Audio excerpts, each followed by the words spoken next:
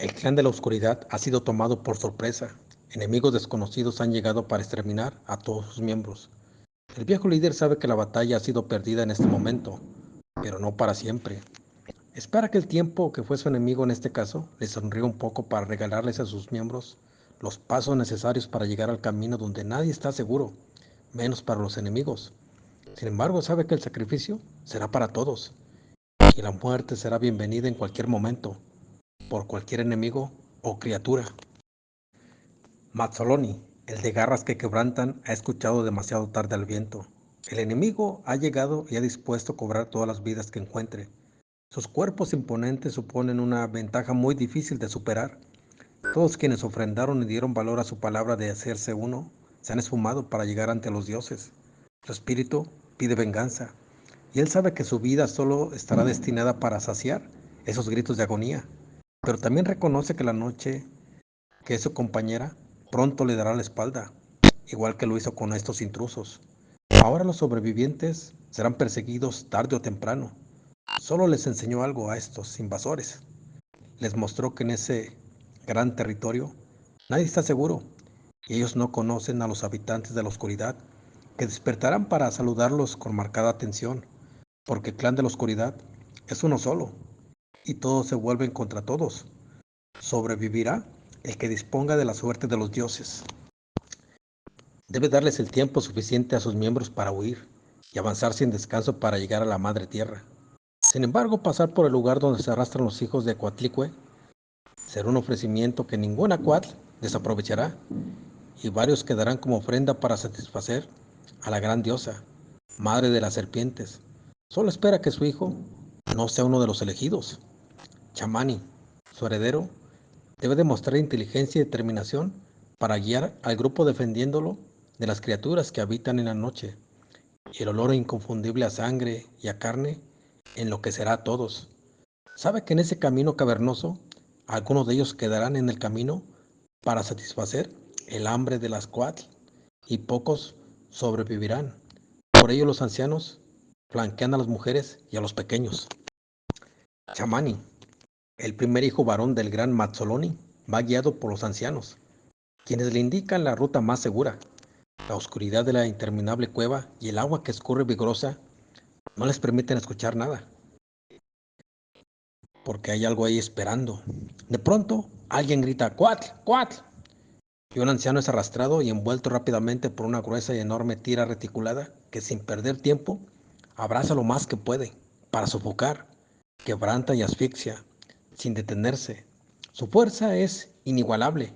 Las garras débiles de aquel anciano quieren abrirse espacio para maniobrar e intentar escapar, pero sabe que será imposible librarse.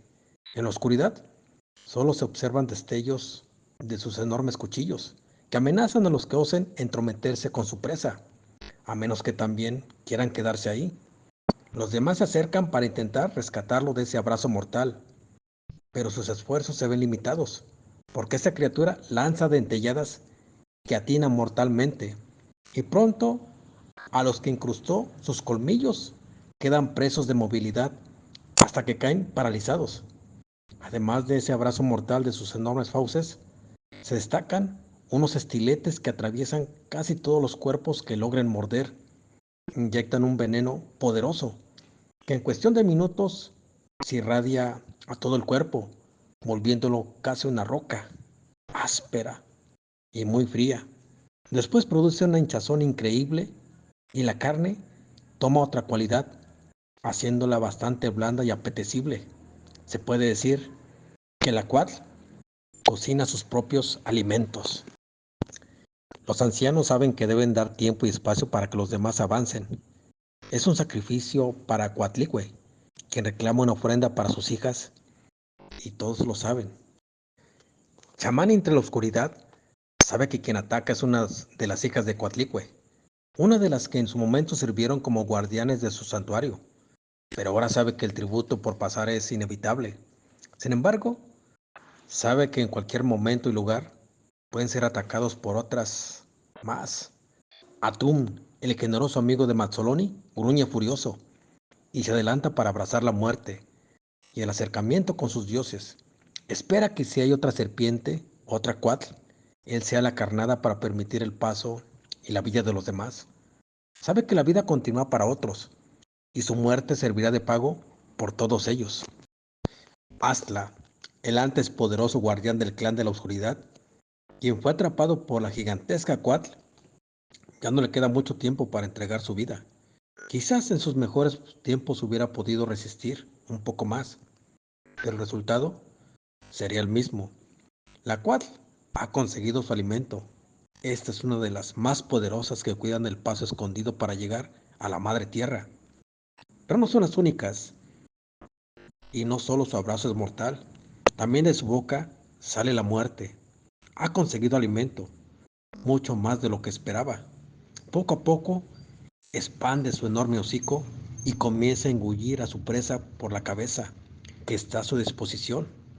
Opuso poca resistencia, pero igual, casi nadie escapa de ella cuando ha establecido su primer anillo en el cuerpo de su presa.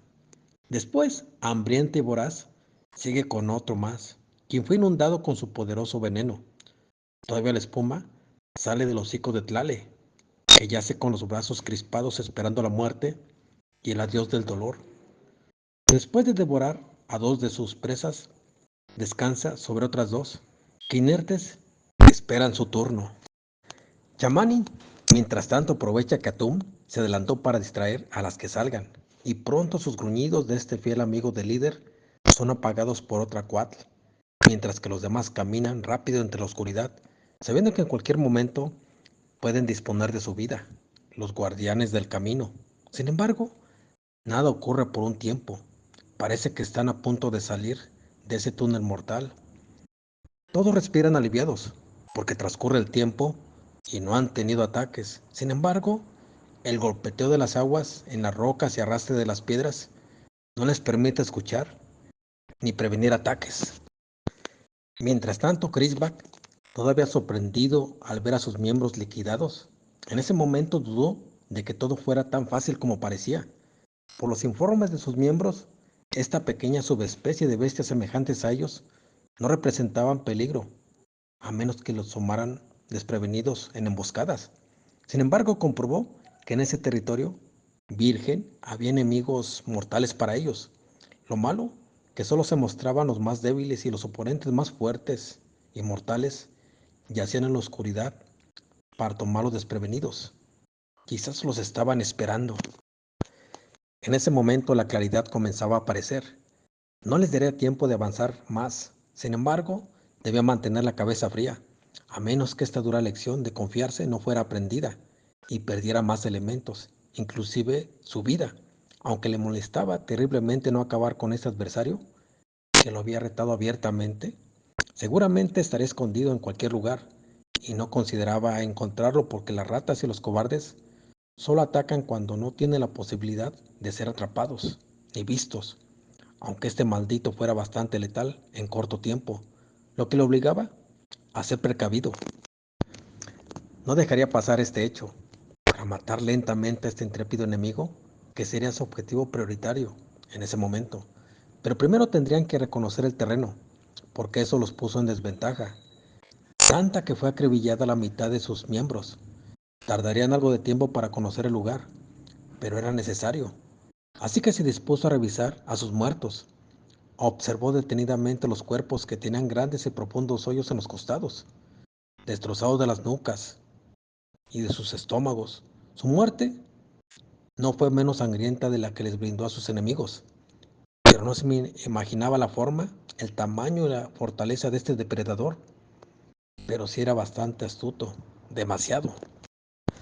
El que provocó estas muertes era un adversario hasta ahora desconocido, porque sin duda no pertenecía a estos que masacraron sus miembros, ya que las huellas de sus ataques eran sorprendentes, aún para él. Sin embargo, este no podía ser más fuerte que él y los demás brazos de su líder. No sabía si buscar la cueva o dejar hasta ahí la cacería, porque le salió caro esta incursión. Aunque mataron a la mayoría de sus presas, estas eran caza menor, porque la presa mayor fue su depredador. Mazzoloni, el de garras que quebrantan, al ver que sus miembros eran masacrados con facilidad, Rodeó el terreno que conocía perfectamente, y a una distancia inmejorable que lo tentaba atacar a Chris Back, vio cómo éste permanecía solo, en pie, desafiando todo, con sus dos patas traseras acompañado de otro similar a él. Los lamentos de agonía y dolor crispaban sus garras por venganza, clamaban venganza. Su cuerpo parecía estallar de furia para destrozar a algún enemigo. Sin embargo, la razón le permitió no ceder ante su instinto salvaje, pero quería probar sus fuerzas para mandar un mensaje mortal y a la vez saber qué tan fuertes eran estos contrincantes, que su misión era muy clara: acabar con todos ellos. Su espíritu de lucha quería pelear. Debía aprovechar aquel vendaval de arbustos que se movían frenéticamente por el viento y la lluvia. Muchos de los ruidos eran imperceptibles aún para ellos, y por fin se decidió a mostrarse un poco, porque todos podían morir ese día, incluso él, pero debía actuar con cautela, porque no era momento de entregarse todavía. Tenía que dar tiempo para que los demás huyeran. Esgrimiendo sus lacerantes garras que iban dispuestas a cortar y encajarse, caminó lentamente a cuatro patas, tratando de no llamar la atención. Solo escuchó cuando el líder interrogó al que quedaba vivo y otros más que estaban temerosos. Al ver su cobardía, tuvo que cerrarle la boca y apagar su espíritu con una lanza, al igual que a los demás sobrevivientes. Con esto se dio a conocer para atraer su ira y la atención del líder para buscarlo. Sin desesperarse, bajó lentamente cuidando sus movimientos por aquellos lugares sinuosos y resbaladizos que conocía muy bien. Entonces, escuchó la voz enérgica y furibunda del líder por encontrar a quien se atrevió a interrumpir el interrogatorio. Quizás sería atrapado, quizás no, pero les mostraría algo que les hiciera detenerse por lo menos un poco. Ahora solo quedaba cubrir el lugar para rechazar a los intrusos, mostrándoles algunas cosas que había dejado de hacer, pero que ahora recordaría con ellos. Escuchaba los gruñidos furiosos de sus enemigos que pasaban cerca de él, sin detectarlo. Para su buena fortuna, se separaban para abarcar más espacio. Solo esperó en dos patas para caminar horizontalmente. Estaba seguro de que encontraría a sus adversarios en los lugares más accesibles. Sin embargo, tenía que probar su fortaleza para saber cuánto arriesgar y cómo. Quizás sus fuerzas ya no eran poderosas como antes para asestar su maniobra preferida, por la que se destacaba, y de ahí su nombre Mazzoloni, el de garras que quebrantan. Entonces se presentó la primera oportunidad y con un movimiento inusual para su corpulencia, se acercó velozmente y con todas sus fuerzas encajó su garra derecha en el costado del enemigo. Este fue levantado fácilmente, sintiendo como una enorme daga traspasaba sus costillas y con movimientos violentos se las destrozó. Antes de que pudiera reaccionar, ya la otra garra penetraba duramente su espalda baja, inmovilizándolo de inmediato. Este, con su insoportable dolor y agonía, sintió como sus vísceras eran removidas y su corazón fue erosionado por la fuerte irrupción de esas tijeras mortales. Ya no pudo emitir sonido de dolor y murió entre lodo y piedras mientras observaba las enormes patas de su agresor, que al caminar mostraban su magnitud y colgaban de sus extremidades superiores unas manazas con esa arma temible que le otorgó una muerte horrorosa. Al final, sus ojos quedaron abiertos, observando a su verdugo. La presa solo murmuró gemidos de agonía porque su dolor fue apagado bruscamente. Él comprobó que su víctima ya no podía gritar ni moverse. El siguiente era un oponente que caminaba con sus dos patas traseras. Trataba de buscar algún olor que le indicara el lugar de aquel asesino silencioso. Sus gruñidos apagados servían para invisibilizar su presencia, que eran amortiguados por la lluvia. Mazzoloni, cubriendo su extraña e imponente figura, se resguardó atrás de una enorme roca rodeada de ramas y arbustos, y cuando este rastreador alzó su cabeza para captar algún aroma, Mazzoloni se abalanzó con toda su potencia para clavar una de sus garras en el vientre de su enemigo, que opuso resistencia por instinto, pero la fuerza que llevaba el golpe lo tiró al suelo, y ahí no pudo evitar cerrar esta entrada, y casi fue traspasado. Luego el contenido fue removido hasta arriba y extraído para silenciar cualquier grito de auxilio. Mazzoloni se levantó para mostrarse ante su víctima, que solo lo miró durante unos segundos y murió.